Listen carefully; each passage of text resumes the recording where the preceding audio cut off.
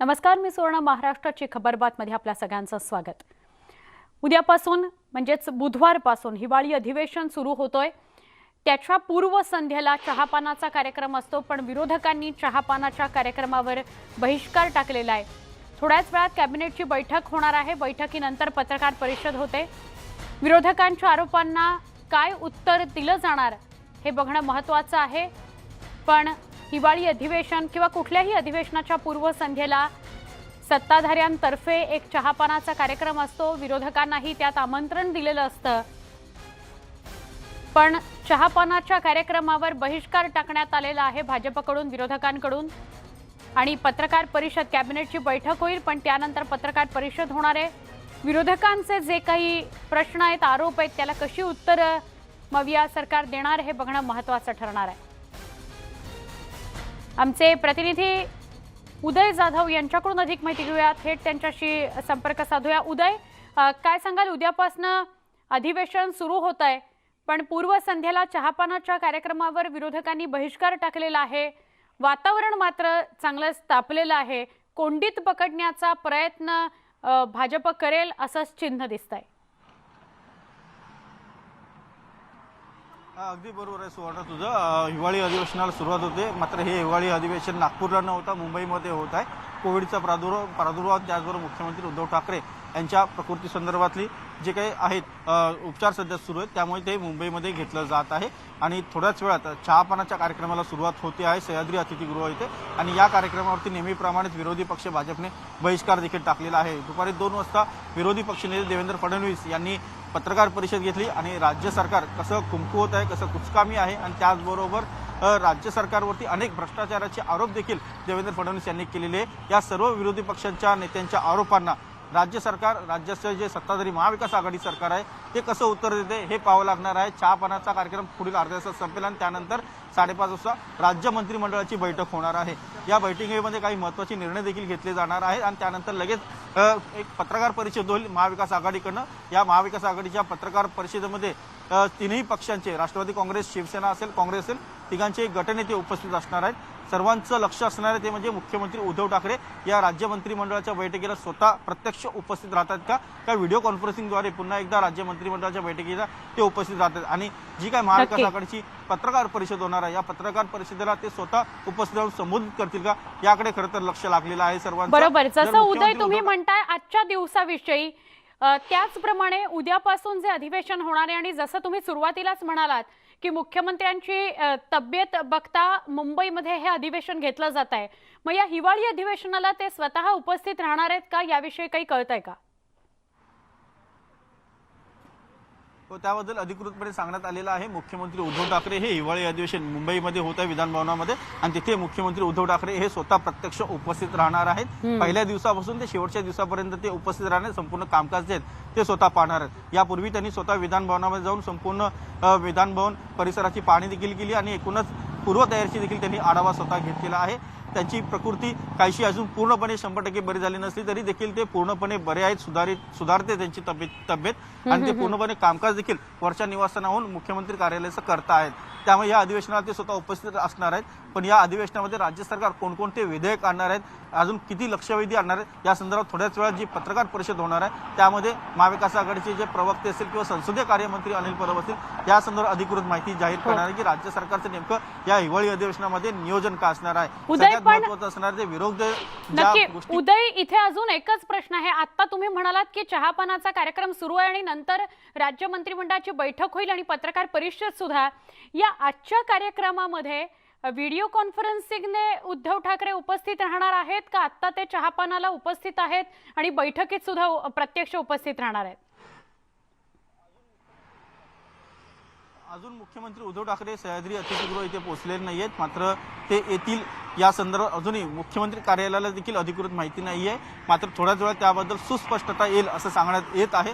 आणि मुख्यमंत्री या राज्य मंत्रिमंडळाच्या बैठकीला स्वतः उपस्थित राहिले तर निश्चितच पत्रकार परिषदेला देखील ते स्वतः उपस्थित राहतील आणि पत्रकार परिषदेला ते स्वतः संबोधित करतील। जे राज्याचे विविध प्रश्न आहेत, शेतकऱ्यांचे असतील, त्याचबरोबर उद्योगांचे आणि कोविडमुळे एकूणच जी काय परिस्थिती उद्भवलेली आहे त्यामुळे अर्थचक्र काहीसं खिळखिळ झालेलं आहे, त्याला पुन्हा एकदा रुळावरती आणण्याचं खूप मोठं आव्हान जे आहे ते राज्य सरकारचं असणार आहे. त्या दृष्टिकोनातून महाविकास आघाडी काही पाऊल उचलणार आहे आणि या अधिवेशनामध्ये नेमकं कोणते महत्त्वाचे निर्णय घेतले जाणार आहेत जेणेकरून राज्याच्या जनतेला काय नेमका दिलासा देणार आहे हे आपल्याला पाहावं लागणार आहे. मात्र नक्की. सगळ्यात मोठा सामना करावा लागणार आहे तो म्हणजे विरोधकांचा, कारण ओबीसी आरक्षणाचा महत्त्वाचा प्रश्न आहे. त्याचबरोबर एसटी कामगारांचा संप जो आहे तो अजून मिटलेला नाहीये, तो देखील प्रश्न अतिशय गंभीर आहे. त्याचबरोबर शक्ती विधेयक जे आहे ते या अधिवेशनामध्ये मांडलं जाणार आहे. असे अनेक विधेयक असतील, अनेक लक्षवेधी असतील, त्यावेळेला राज्य सरकारची या अधिवेशनामध्ये खरी कसोटी लागणार आहे. नक्की.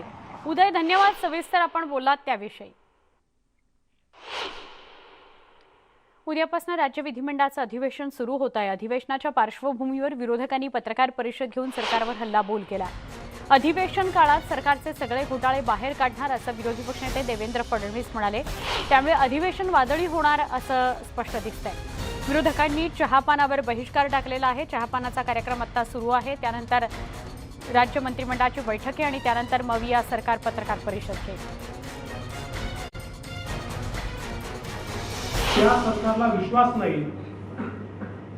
आपलं सरकार कधी अडचणीत येऊ शकतं असा ठाम विश्वास यांच्या मनामध्ये आहे आणि म्हणून आर्टिफिशियली आमची संख्या कमी करण्याचा कार्यक्रम हे 12 आमदार आमचे या ठिकाणी सस्पेंड करून या सरकारने केला आहे. 2 वर्ष सरकारला दिल्यानंतर देखील इम्पेरिकल डेटा ते जमा करू शकले नाहीत आणि परवा मात्र कोर्टात उभं राहून यांचे वकील म्हणाले की आम्हाला 3 महिने द्या, आम्ही 3 महिन्यामध्ये इम्पेरिकल डेटा जमा करतो. मग 2 वर्ष कुठे झोपा काढत होते? 2 वर्ष आम्ही सातत्याने सांगतो की पॉलिटिकल बॅकवर्डनेसचा इम्पेरिकल डेटा हा केंद्र सरकारकडे नाही, तो सोशिओ इकॉनॉमिक आहे.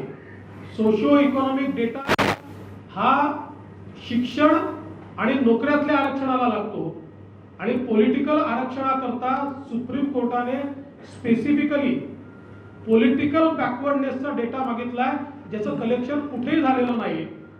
पण 2 वर्ष या सरकारने घालवले आणि आता ज्यावेळेस सरकारने 3 महिने आम्हाला द्या म्हणून या ठिकाणी सांगितलं त्यावेळी कोर्टाने ते अमान्य केलं. या सरकारच्या नाकर्तेपणामुळेच ओबीसीचं आरक्षण गेलाय आणि म्हणून त्या संदर्भातला जाब आम्ही या सरकारला निश्चितपणे या ठिकाणी विचारणार आहोत. महाराष्ट्र एकमेव राज्य असं आहे की ज्यांनी पेट्रोल डिझेलचे भाव कमी केले नाहीत आणि एकीकडे सांगितलं आमच्याजवळ पैसे नाहीत, पण त्याच वेळी विदेशी मद्यावरचा टॅक्स हा मात्र 50% या ठिकाणी कमी करण्याचं पाप हे या सरकारने या ठिकाणी केलं आहे. त्यामुळे हे सरकार कोणाकरता काम करतं म्हणजे पेट्रोल डिझेलचे तेलाचे भाव कमी करत नाही आणि दारूचे भाव कमी करतं. म्हणजे एकेकाळी जो नारा होता इंदिराजींच्या काळात तोच नारा आता या ठिकाणी द्यावा लागेल की वारे MBA तेरा खेल, सस्ती दारू महंगा तेल, अशा प्रकारची अवस्था या सरकारने या ठिकाणी आणली आहे. आणि चहापानाला जाऊन करायचं तरी काय? जे सरकार असंवेदनशील आहे, ज्या सरकारमध्ये शेतकरी असेल, ओबीसी असेल, मराठा समाज असेल, धनगर समाज असेल, कोणाची सुनवाई नाही आहे, ज्या सरकारमध्ये केवळ घपले आणि घोटाळे आहेत, अशा सरकारसोबत आणि जे लोकशाहीच्या ऐवजी रोकशाही आणि रोखशाही याचा उपयोग करताय, अशा सरकारच्या चहापानाला जाण्यात आम्हाला रस नाही. त्यामुळे आम्ही सगळ्यांनी मिळून एकमताने हा निर्णय केला आहे की आम्ही चहापानाला जाणार नाही. बातमी नगरपंचायत निवडणुकी संदर्भातली. राज्यभरात 106 नगरपंचायतींकरता मतदान पार पडतंय. महत्त्वाचं म्हणजे ओबीसी आरक्षणाशिवाय या निवडणुका होत आहेत. अमरावती, सोलापूर, बुलढाणा, नाशिक, हिंगोली, धुळे आणि गडचिरोलीत शांततेत हे मतदान पार पडतंय. सगळ्याच राजकीय पक्षांनी ही निवडणूक प्रतिष्ठेची केलेली आहे. काही ठिकाणी महाविकास आघाडीच्या घटक पक्षांमध्ये आघाडी झाली आहे, तर काही ठिकाणी सगळेच पक्ष स्वबळावर निवडणूक लढवत आहेत.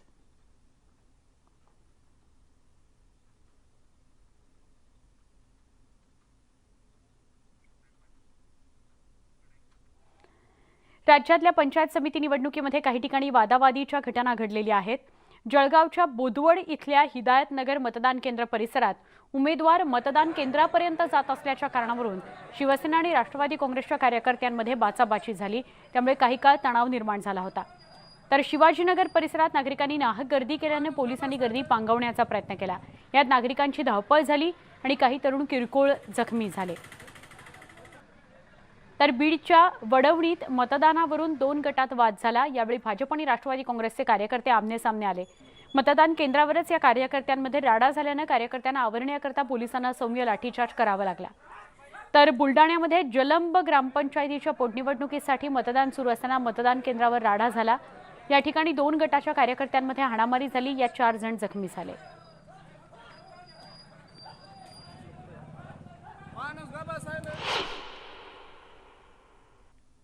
राज्यातल्या नगरपंचायत निवडणुकीमध्ये राजकीय पक्षांची आणि नेत्यांची प्रतिष्ठा पणाला लागलेली आहे. कर्जत नगरपंचायत निवडणूक राष्ट्रवादी काँग्रेसचे आमदार रोहित पवार आणि माजी मंत्री राम शिंदे यांनी प्रतिष्ठेची केलेली आहे. तर सांगलीतील कवठे महांकाळ नगरपंचायत निवडणूक सगळ्यात चर्चेची ठरली आहे. राष्ट्रवादी काँग्रेसच्या रोहित पाटील यांच्या विरोधात सगळे विरोधक एकवटलेले आहेत. अत्यंत चुरशीने झालेल्या या प्रचारामध्ये रोहित पाटील यांनी विरोधकांवर केलेल्या घणाघाती टीकेनंतर ही निवडणूक चर्चेत आली. तर सिंधुदुर्ग जिल्ह्यात 4 नगरपंचायतीत मतदान आज पार पडतंय. या निवडणुकीआधी 4ही नगरपंचायत हद्दीत केंद्रीय मंत्री नारायण राणे यांनी सभा घेतलेल्या होत्या.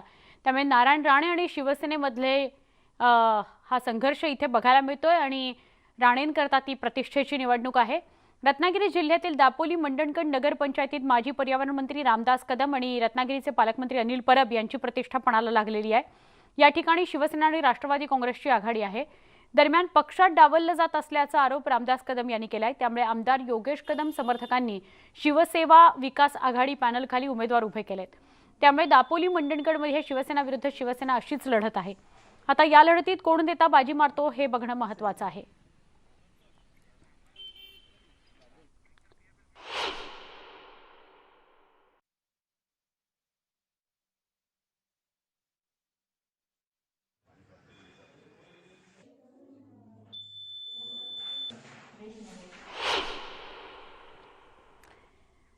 तर बातमी वाशिममधून. वाशिम जिल्ह्यातील मानोरा नगरपंचायतीच्या 13 प्रभागांकरता मतदान सुरू आहे. खरं तर 17 प्रभागांकरता मतदान आहे आणि 13 मतदान केंद्रांवर हे मतदान पार पडत आहे. संध्याकाळी 5:30 वाजेपर्यंत मतदान पार पडणार आहे. या निवडणुकीत महाविकास आघाडीतील घटक पक्षांसह भाजप, वंचित बहुजन आघाडी स्वतंत्रपणे निवडणुकीच्या रिंगणात उतरले आहेत. त्यामुळे काही ठिकाणी चौरंगी तर काही ठिकाणी पंचरंगी लढत आहे. मानोरा नगरपंचायत जिथे 17 प्रभाग आहेत, 13 मतदान केंद्र आहेत आणि तिरंगी, चौरंगी आणि पंचरंगी अशी लढत बघायला मिळते. वाशिम जिल्ह्यातील मानोरा नगरपंचायतसाठी आज सकाळी 7:30 वाजतापासून मतदान प्रक्रियेला सुरुवात झाली आहे. या नगरपंचायतच्या 13 जागांसाठी एकूण 59 उमेदवार निवडणूक रिंगणात आहेत. राज्यामध्ये महाविकास आघाडीचं सरकार जरी असलं तरी या नगरपंचायतमध्ये या तिन्ही पक्षांचे उमेदवार स्वतंत्रपणे निवडणूक रिंगणात आहेत. राष्ट्रवादी काँग्रेस आणि शिवसेना या सर्वांनी आपापले उमेदवार स्वतंत्ररित्या उभे केल्यामुळे या निवडणुकीत मोठी चुरस निर्माण झाली आहे. भाजपा, वंचित बहुजन आघाडी तसेच अपक्षही मोठ्या संख्येने उभे असल्यामुळे या निवडणुकीत रंगत आली आहे. खरी सत्ता कोणाची स्थापन होते हे येत्या 19 डिसेंबर रोजी समजेल. किशोर गोमाशे, न्यूज 18 लोकमत, मानोरा, वाशिम. नाशिक जिल्ह्यातल्या 6 नगरपंचायतीत मतदान होत आहे. नाशिकच्या पेठ, सुरगणा, कळवण, देवळा, निफाड आणि दिंडोरीत मतदान पार पडत आहे. थेट जाऊया आमचे प्रतिनिधी लक्ष्मण घाटोळ यांच्याकडे, त्यांच्याकडून अधिक जाणून घेऊया. लक्ष्मण, मतदान पार पडत आहे, अजून काहीच मिनिटं कदाचित उरलेली आहेत मतदान संपायला. काय सांगाल या सगळ्याविषयी? आजचा दिवस कसा राहिला? आपल्या हातामध्ये जी आकडेवारी आलेली आहे त्या आकडेवारीनुसार साधारणतः 65 ते 70% मतदान दुपारी 4 वाजेपर्यंत पार पडलेलं आहे. नाशिकच्या पेठ, त्याचबरोबर देवळा, दिंडोरी, सुरगाणा या 5-6 मतदार तालुक्यांमधल्या ह्या निवडणुका होत होत्या. 300 उमेदवार या मतदानासाठी उभे होते. त्यापैकी केवळ 87 जागांसाठी ही निवडणूक प्रक्रिया पार पडत होती आणि जवळपास 300 उमेदवार या निवडणूक प्रक्रियेमध्ये प्रत्यक्षरित्या सहभागी झालेले होते. सर्वच राजकीय पक्षांनी या ठिकाणी स्वबळावरती आपले उमेदवार उभे केले होते. मात्र आपण जर या निवडणुकाचा जर विचार केला तर नगरपंचायतीच्या या निवडणुकांमध्ये कुठल्याही पक्षाची अशी एकहाती उमेदवार या ठिकाणी नव्हते. प्रत्येक गावामध्ये, प्रत्येक नगरपंचायतीमध्ये छुप्या युत्या पाहायला मिळाल्या. कुठे भाजप राष्ट्रवादीची युती होती, कुठे भाजप शिवसेनेची युती होती, कुठे राष्ट्रवादी भाजपची युती होती.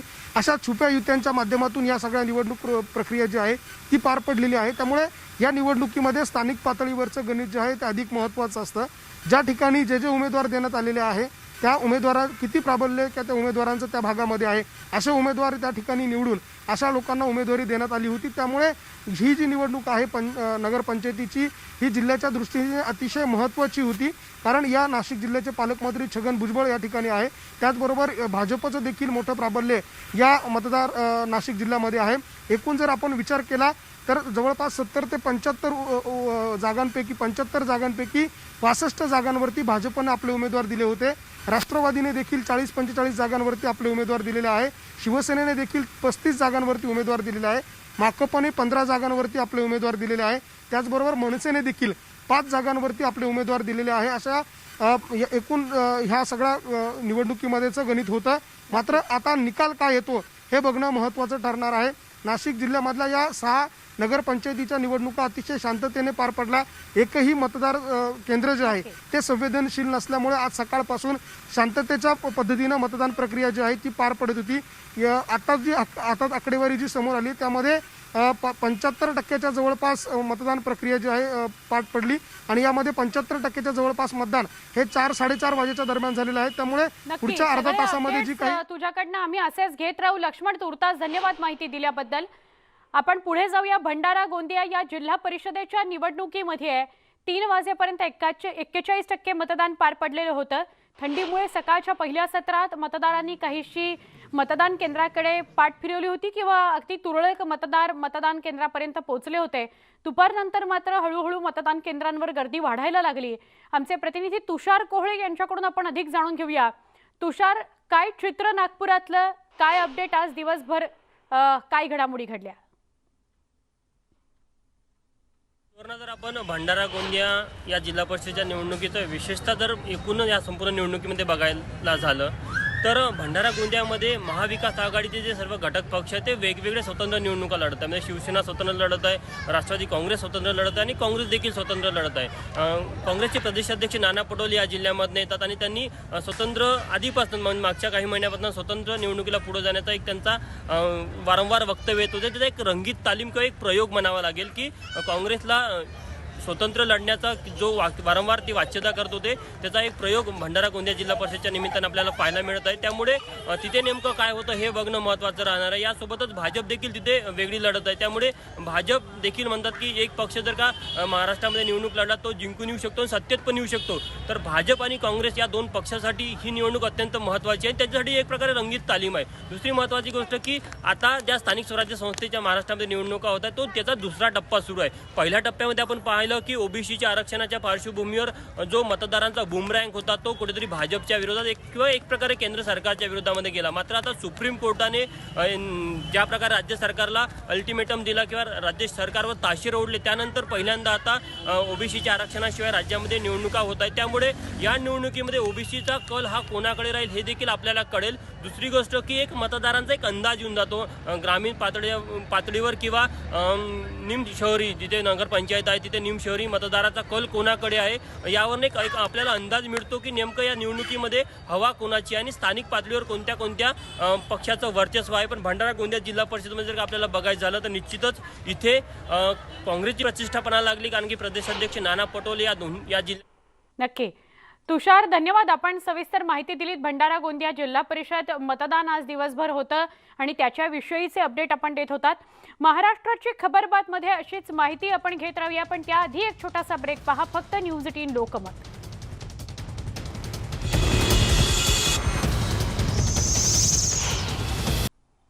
पुन्हा एकदा महाराष्ट्राची खबरबातमध्ये आपल्या सगळ्यांचं स्वागत. टीईटी पेपरफुटी प्रकरणासंदर्भात ती बातमी बघणार आहोत. आत्तापर्यंत अनेक जणांना या प्रकरणात अटक करण्यात आलेली आहे. गैरमार्गाचा अवलंब केल्याप्रकरणी पुणे पोलिसांच्या सायबर विभागानं माध्यमिक आणि उच्च माध्यमिक औरंगाबाद बोर्डाचे विभागीय आयुक्त सुखदेव डेरे यालाही अटक केली आहे। त्यामुळे खळबळ उडाली असून आतापर्यंत अटक केलेल्या आरोपींची संख्या आता 5 वर पोहोचली आहे। प्रकरणाची पाळंमुळं खोलवर जाण्याचे संकेत पोलिसांनी दिले आहेत, त्यानुसार डेरे याला अटक करण्यात आली आहे। तर बंगळुरूतून जीएस सॉफ्टवेअर कंपनीच्या आणखी एका संचालकाला ताब्यात घेण्यात आलं आहे।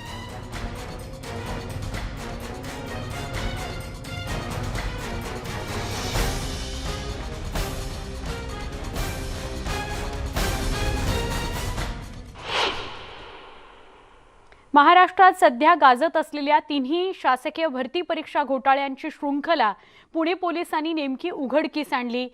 या तिन्ही भरती घोटाळ्यातील बहुतेक दलाल हे कॉमन असून याची भरती घोटाळ्यांची मॉडस ऑपरेंडी नेमकी होती याविषयीचे पुण्याचे सहपोलीस आयुक्त डॉक्टर रवींद्र शिसवे यांच्याशी आमचे प्रतिनिधी चंद्रकांत फुंदे यांनी केलेली एक्सक्लुझिव्ह बातचीत। महाराष्ट्रात सध्या गाजत असलेला आरोग्य भरती घोटाळा, त्यानंतर माळा भरती घोटाळा आणि आता टीईटी घोटाळा, असे तिन्ही घोटाळ्याची सुरुवात झाली ती आरोग्य परीक्षेपासून। पहिली तक्रार जॉईंट सीपी सिसवे सरांकडे आली होती, त्यांनी महिनाभर हे सगळ्याचा स्टडी केला, फॉलोअप घेतला आणि त्यातनं हे सगळे घोटाळ्याची अक्षरशः आपटबारच सुरू झाली। अक्षर शृंखला म्हणूया किंवा रोज एकामागून एक अटकी होत गेल्या आणि आता हे नेक्सस पूर्ण राज्यव्यापी बनून गेलेलं आहे। म्हणजे एमपीतल्या व्यापक घोटाळ्याशी याची तुलना केली जाऊ लागली। सर, सुरुवात कशी झाली याची? आरोग्य भरती उघडकीला म्हणजे आरोग्य भरतीचे पेपर एक सीचा पेपर झाला होता आणि त्याच्यानंतर डचा पेपर होता आणि त्यावेळेला त्या परीक्षेचा पेपर आधीच फुटला आहे अशा प्रकारच्या तक्रारी विद्यार्थ्यांनी आमच्या सायबर विभागाकडे केले होते। ते मला भेटले, आमच्या डीसीपीने भेटले आणि आम्ही याच्यामध्ये, कारण लोकांना विश्वासात, तो गुन्हा दाखल नव्हता त्याच्यामुळे लोकांना विश्वासात घेणं खूप गरजेचं होतं, कारण प्रत्येकजण स्वतःचा बचाव करण्याचा प्रयत्न करत होता। परंतु आमच्या डीसीपी, आमचे सर्व सायबर पोलीस स्टेशनचे आणि यूडब्ल्यूचे अधिकारी आम्ही यांना या कामाला लावलं आणि त्याच्यानंतर त्यामधून जेव्हा आम्हाला तांत्रिक पुरावा हस्तगत झाला त्यावेळेला मग ही माहिती आम्ही शासनाला कळवली। शासनानं त्याच्यानंतर गुन्हा दाखल केला आणि तो गुन्हा दाखल झाल्यानंतर त्याच्यामध्ये जो आरोपी अटक झाले तो त्या गुन्ह्यामध्ये स्पष्ट झालेलं होतं की तो पेपर जो आहे तो पेपर फुटलेला आहे, ज्यांच्याकडे पोहोचला त्यांच्याकडे तपास करत करत एका लिंकपासून दुसऱ्या लिंकपर्यंत, म्हणजे खरं तर शेवट ज्या विद्यार्थ्यांपर्यंत पेपर आला तिथून ती शोधत शोधत शोधत आम्ही आलो आणि त्याच्यानंतर उघड झालं की जे सहसंचालक आहेत त्या सहसंचालक बोटले यांनी तो पेपर प्रशांत बडगिरे यांच्या मार्फतीनं तो फोडलेला होता। याच्यात बरेच लिंक आहे, त्याचा तपास अजून सुरू आहे, त्या तपासाची व्याप्ती खूप मोठी आहे। माडाच्या याच्यातनं सर टीईटीची लिंक कशी ओपन झाली? आज जीएस सॉफ्टवेअरनं एक केलं होतं आणि हरकळ जे होते त्याच्यामुळे एक ह्या सगळ्यामध्ये माध्यमांचा रोल खूप मोठा आहे की माध्यम जसा हा घोटाळा उघड करत होते त्यावेळेला ज्या लोकांना याबद्दलची माहिती होती ते लोक आम्हाला अप्रोच होत होते। त्याच्यामुळे एक विश्वासाचं वातावरण निर्माण झालं की ज्या लोकांनी यापूर्वी गैरप्रकार केलेले आहेत ते लोक पकडले जाऊ शकतात। आपण तर त्यांच्याबद्दलची माहिती दिली। पुन्हा सांगतो की तपास ज्या गतिशील पद्धतीने होतोय आपल्याला लक्षात येते की म्हणजे आरोग्य विभागाची भरती करत असताना म्हाडाची माहिती मिळाली, म्हाडाची माहिती मिळाल्यानंतर टीईटीची सुद्धा दुसरी परीक्षा आहे। यामध्ये खूप गोष्टी म्हणजे स्टेटमेंट्स असतील, अटक करणं असेल, स्टेटमेंट्स घेणं असेल, त्याच्यानंतर पुन्हा ते तांत्रिक पुरावे गोळा करणं असेल। त्यामुळे अशा पद्धतीचं की तपासात कोणती दिशा घेतली जाईल, काय स्टँड घेतला जाईल हे सांगणं या ठिकाणी कठीण आहे। तपास जो आहे हा अत्यंत जबाबदारीने करावा लागतो आणि कायद्याची जी चौकट आहे अत्यंत मुळापर्यंत 100% जावं लागणार आहे, लॉजिकल कन्क्लुजनला घेऊन। बुलेटिनमध्ये स्वागत। जसजसं गोवा विधानसभा निवडणूक जवळ येऊ लागली आहे तसतसं राज्यातील राजकारणानं वेग घेतलाय। सत्तेसाठी सगळ्याच पक्षांनी तयारी सुरू केली आहे। मतदारांना आकर्षित करण्याकरता सगळेच राजकीय पक्ष कंबर कसतायत। भाजप, काँग्रेससह तृणमूल काँग्रेस या पक्षाचे राष्ट्रीय नेतेही गोवावारी करतायत। पंतप्रधान नरेंद्र मोदींनीही गोव्यात सभा घेत भाजप कार्यकर्त्यांशी संवाद साधला, तर गोव्याचे मुख्यमंत्री प्रमोद सावंत यांनी गोव्यात पुन्हा भाजपची सत्ता येईल असं मत व्यक्त केलं आहे। केंद्र सरकारच्या सगळ्या योजनांचा लाभ देऊन गोव्याची उंची जागतिक पातळीवर आणखी उंचावणार असं आश्वासन प्रमोद सावंतांनी दिलं। प्रमोद सावंत यांच्याशी एक्सक्लुझिव्ह बातचीत केली आमचे प्रतिनिधी अजित मांढरे यांनी।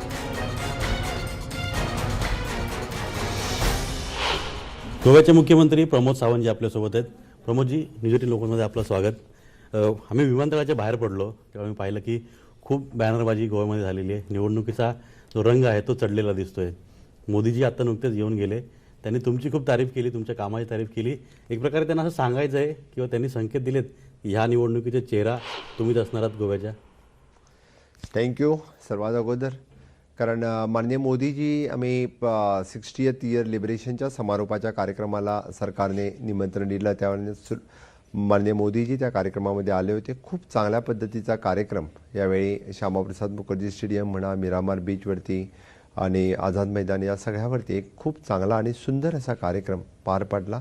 आणि माननीय मोदीजीने त्यामुळे डेव्हलपमेंट मॉडेलच्या वरती संकेत दिले, इथल्या गव्हर्नन्सवरती त्यांचं बोलणं झालं आणि खरोखरच सरकारची स्तुती त्याने 3 वर्षाच्या कामाची स्तुती पण त्यांनी भरपूर केली. तुमच्या कामाची पोचपावती होती ती? डेफिनेटली. कारण गेली 3 वर्ष सातत्याने 24/7 ज्या पद्धतीनं मी आणि माझ्याबरोबर माझी पूर्ण टीम जे काम करत आहे त्या कामाचीच पोचपावती होती, जेणेकरून म्हणजे केंद्रातल्या आणि राज्यातल्या 100% स्कीम्स लोकांपर्यंत पोहोचवणं ह्याचं काम गेलं सरकार 3 वर्ष सातत्याने माझ्या नेतृत्वाखाली म्हणजे सेवा या भावनेतनं आम्ही करत आहोत, त्याचीच पोचपावती होती. मग या सगळ्या कामांच्या जोरावर तुम्हाला विश्वास आहे यावेळी तुमचं पूर्ण बहुमत येईल? नक्कीच. की ज्या पद्धतीने आमचं सरकार म्हणजे या कोविडच्या काळामध्ये पण म्हणजे माननीय मोदीजीने जी आत्मनिर्भर भारत ही योजना सुरुवात केली, आम्ही ती स्वयंपूर्ण गोवा या माध्यमातून लोकांपर्यंत पोहोचवण्याचं काम केलं. म्हणजे सरकार तुमच्या दारी म्हणा, स्वयंपूर्ण युवा, स्वयंपूर्ण महिला असे विविध कार्यक्रम, national youth parliament, national woman parliament, national panchayat parliament, म्हणजे गेल्या 1-3-4 महिन्यामध्ये एवढ्या खूप मोठ्या पद्धतीने रीच लोकांपर्यंत पोहोचवला आणि लोकांपर्यंत आम्ही पोचलो. म्हणजे शेवटी आमचं सरकार अंत्योदय तत्वावरती चालवणं हे सक्सेसफुल झालं आणि खरोखरच त्याची पोचपावती परत आमच्या सरकारला मिळणार आणि भारतीय जनता पार्टीचं सरकार पूर्ण बहुमताने 2022 निवडून येईल याची मला खात्री आहे. बरं, एक मुद्दा याच्यामध्ये महत्त्वाचा आहे, तो म्हणजे मनोहरजी पर्रिकर यावेळी नाही आहेत, तर त्यांची कमी कुठे तुम्हाला जाणवते या निवडणुकीत? डेफिनेटली मनोहरजी पर्रिकर हे आमचे टॉल लीडर होते. त्यांच्या नेतृत्वाखाली गोव्यातल्या प्रत्येक निवडणुका व्हायच्या. पण 2019च्या नंतर म्हणजे राज्यातली सेवा करायची संधी मला केंद्रीय नेतृत्व आणि राज्य नेतृत्व दिली, तेव्हापासून मी राज्याचं नेतृत्व करतोय. पण डेफिनेटली त्यांच्या आशीर्वादानं वेगवेगळी कामं ही पुढे जात गेलेली आहे. पण त्यांच्यानंतर आतापर्यंत जवळपास 4 निवडणुका, जे लोकसभेच्या असेल, विधानसभेच्या पोटनिवडणुका असेल, जिल्हा पंचायती असेल, म्युन्सिपाल्टी असेल, या 4 निवडणुकीमध्ये पण घवघवीत यश हे भारतीय जनता पार्टीला मिळालेलं आहे आणि ह्या निवडणुकीमध्ये पण त्याच पद्धतीचं चांगलं यश या ठिकाणी मिळेल ह्याची मला खात्री आहे. एक साधारण एक मुद्दा या निवडणुकीत जास्तपणे गाजतोय, तो म्हणजे आम आदमी पक्षाने एक असं सांगितलेलं की जर त्यांची सत्ता आली, गोवेकरांनी त्यांना जर निवडून दिलं तर प्रत्येक महिलेला महिना 5,000 रुपये दिले जाईल. किती तुम्हाला हे डॅमेज करणार वाटतंय? मला वाटतं गोवेकरांनी म्हणजे गोव्यातील महिलांना पण माहिती आहे आणि गोव्यातील लोकांना पण माहिती आहे, ज्यांचं तिथं आता दिल्लीमध्ये राज्य आहे तिथं काही ते देऊ शकत नाही आहेत, तिथं त्याने दिलेले नाही आहेत. आमचं गेली 10 वर्ष भारतीय जनता पार्टीचं सरकार गोव्यामध्ये आहे आणि प्रत्येक महिलेला म्हणजे जी गृह आधाराच्या माध्यमातून अप्लाय करते तिला 1,500 रुपये द्यायचं काम हे भारतीय जनता पार्टीच्या सरकारनं गेली सातत्याने 10 वर्ष कंप्लीट केलेलं आहे आणि पुढे पण आम्ही तेच चालू ठेवणार. वाटल्यास जर इन फ्युचर म्हणजे ते वाढवू पण शकू, पण त्यासाठी म्हणजे लोकांचा विश्वास हा भारतीय जनता पार्टीवरती आहे. तुमचा अजेंडा काय असेल? गोवेकरांना आत्तापर्यंत तुम्ही गोवेकरांनी तुम्हाला सत्ता दिली, तुम्ही कामं दिली, तुमचं म्हणणं आहे, पण आता तुम्ही यापुढे जर तुमची सत्ता पुन्हा आली तर तुम्ही गोवेकरांना काय द्याल? गेली 10 वर्ष म्हणजे सत्याची, सातत्याची आणि विकासाची हे राजकारण म्हणा किंवा सेवा लोकांची ही चांगल्या पद्धतीने गेल्या 10 वर्षाने करतोय आम्ही. पुढील 5 वर्ष ही निश्चित समृद्धीची आहे, म्हणजेच विकासाची आहे आणि ती गोवा स्वयंपूर्णतेकडे नेण्याची आहे. म्हणून तर म्हणजे माननीय मोदीजींचं स्वप्न नवभारत निर्माण करायचं आणि तेच नवभारत निर्माण करत असताना गोव्यामध्ये skill India, make in India, startup India, clean India, fit India यासारख्या सगळ्या 100% स्कीम्सचं स्वयंपूर्ण गोवा ह्या माध्यमातून इम्प्लिमेंटेशन करणं हे असणार आहे. त्यामुळे नक्कीच गोवेकरांना पुढील 5 वर्ष हे डबल इंजिनचं सरकार या ठिकाणी असणं हे गरजेचं आहे. मुख्य समस्या काय आहेत ज्या समस्यांना तुम्ही प्रकाश टाकणार आणि गोवेकरांना त्या समस्या भेडसावत आहेत, त्या समस्येतून त्यांना मुक्तता देणार किंवा त्यांच्या अडचणी तुम्ही सोडवणार आहात? आम्ही लोकांच्या इंडिव्हिज्युअल समस्या म्हणजे अंत्योदय तत्वावरती चालणारं माझं हे सरकार आहे. त्यामुळे जो दशसूत्री कार्यक्रमातनं आतापर्यंत आम्ही लोकांकडनं घेऊन गेलो की it is an electricity for all, water for all, sanitation for all, housing for all, social security, financial security, even though अशा पद्धतीच्या 10 विषय 100% सोडवण्याच्या विषयावरती आम्ही आहोत. आतापर्यंत ह्यातले एक 7 ते 8 विषय 100% इम्प्लिमेंटेशन झालेले आहेत. राहिलेले विषय त्यामधून राहिलेले 3 विषय हे पण 100% इम्प्लिमेंटेशन करणार आहोत. त्याचबरोबर मुख्य आत्ताची समस्या जी आहे ही एम्प्लॉयमेंट ही समस्या आहे. मला माहिती आहे त्यातल्या त्यात इथली टुरिझम इंडस्ट्री म्हणा, बाकी इंडस्ट्रीज, मायनिंग इंडस्ट्रीज हे परत एकदा म्हणजे टुरिझम मोठ्या प्रमाणामध्ये इथं IT ला बूस्ट देणं या पद्धतीच्या ह्यातनं ही तरुणांची समस्या पण या ठिकाणी सुटली जाईल. मी टुरिझमबद्दल प्रश्न विचारणारच आहे, पण आता तुम्ही एक मुद्दा काढलात बेरोजगारीचा. यात सर्वात महत्त्वाचा मुद्दा दिसतोय तो म्हणजे मायनिंग ही बंद झाली आहे आणि त्याच्यामुळे ट्रक ओनर असतील किंवा त्याच्यावर चालणारे ड्रायव्हर आहेत किंवा मग एखादे खूप मोठी चेन होती, ही चेन पूर्णपणे तुटलेली आहे. आता अनेक लोक बेरोजगार झालेले आहेत.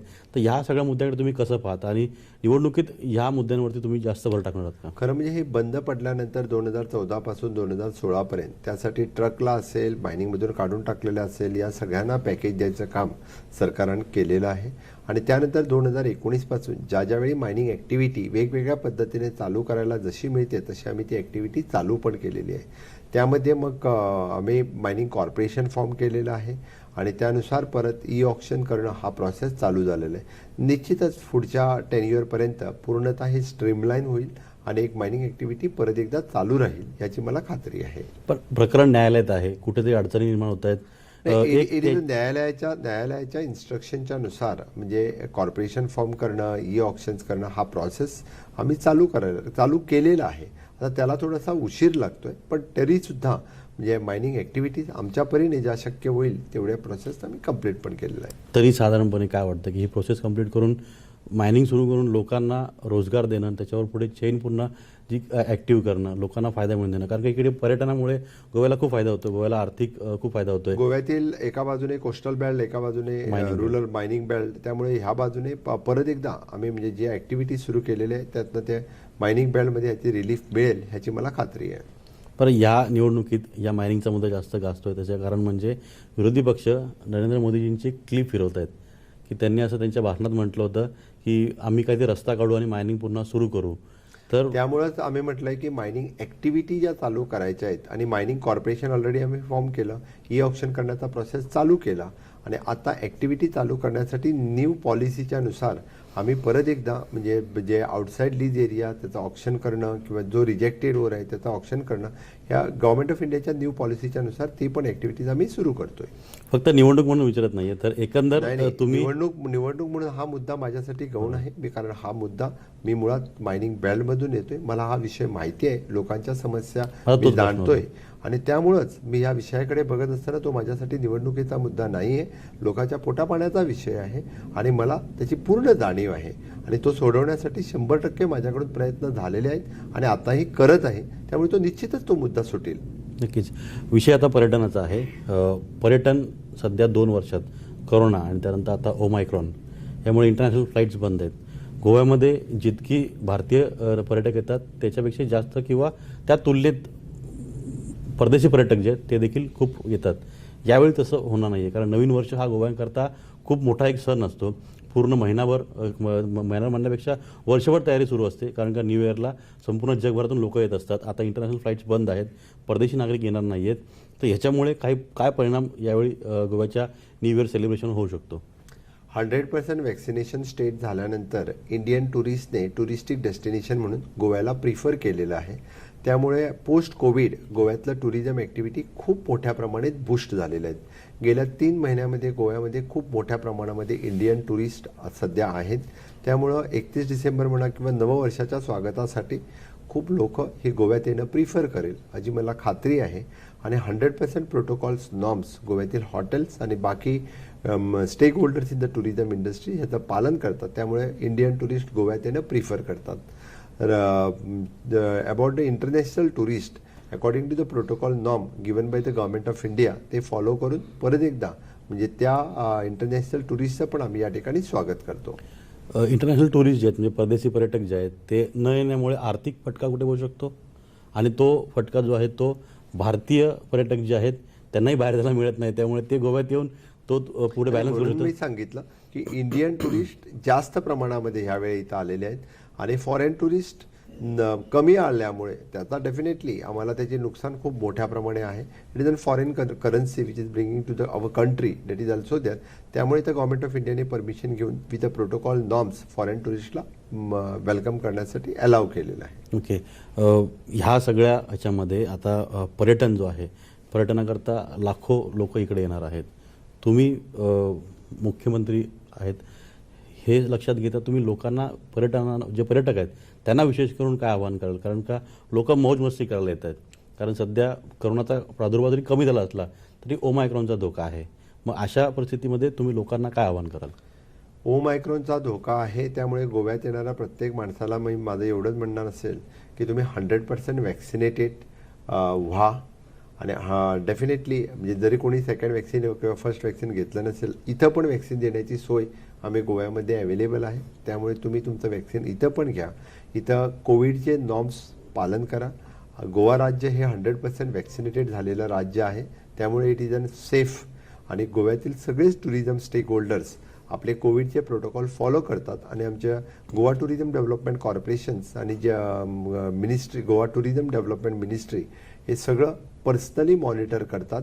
आणि आम्ही त्यामुळं we are taking the safety precautions of the COVID norms and also the safety of the people by our police department. We have recently started with the pink police force for the women's and tourist safety. नक्कीच. News 18 लोकमतशी बोलल्याबद्दल खूप खूप धन्यवाद sir.